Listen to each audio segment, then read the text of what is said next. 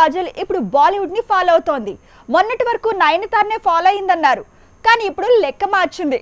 సమంత, రకుల్ కూడా కాజల్, పూజా హెగ్డే లానే అదే రూట్ లో సో బెటర్ అంటున్నారు. కాజల్ 30+ లో కూడా ఇంకా కుర్ర హీరోలతో జోడి కడుతోంది. ప్రెజెంట్ బెల్లంకొండ శ్రీనితో రెండోసారి జోడి కట్టిన తను శర్వానంద్తో మొదటిసారి జోడి కట్టింది. ఇప్పటికింకా తన వయసు తక్కువే అని ప్రూవ్ చేసుకునేందుకు అప్పుడప్పుడు అలా ఫోటోషూట్లతో షోకేస్తోంది. అక్కినేని సమంత పెళ్లయ్యాక కూడా సినిమాలు చేస్తూ బాలీవుడ్ హీరోయిన్ల స్టైల్లో దూసుకు వెళ్తోంది. అక్కడితో ఆగకుండా తను వానాకాలం, ఎండాకాలం ఇలా సీజన్ కో ఫోటోషూట్ తో మత్తి పోగొడుతోంది. బాలీవుడ్ ట్రెండ్ ని టాలీవుడ్ లో క్రియేట్ చేస్తోంది. ఆఫర్లు తగ్గినప్పుడల్లా హీరోయిన్లు ఫోటోషూట్లతో సందడి చేయటం కామన్.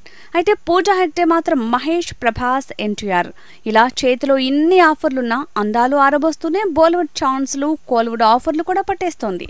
రకుల్ ప్రీత్ సింగ్ కూడా కాజల్, సమంత, పూజా హెగ్డే లానే ఫోటోషూట్లతో హల్చల్ చేసి ఆఫర్లకు వలేసింది. కానీ అదేంటో టాలీవుడ్ లో తనేం చేసినా ఆఫర్లు రావట్లేదు.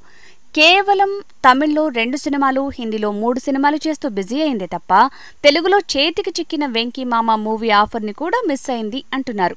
అలా తనకి ఇక్కడ ఫోటోషూట్ ఫార్ములా కలిసిరానట్టుందంటున్నారు.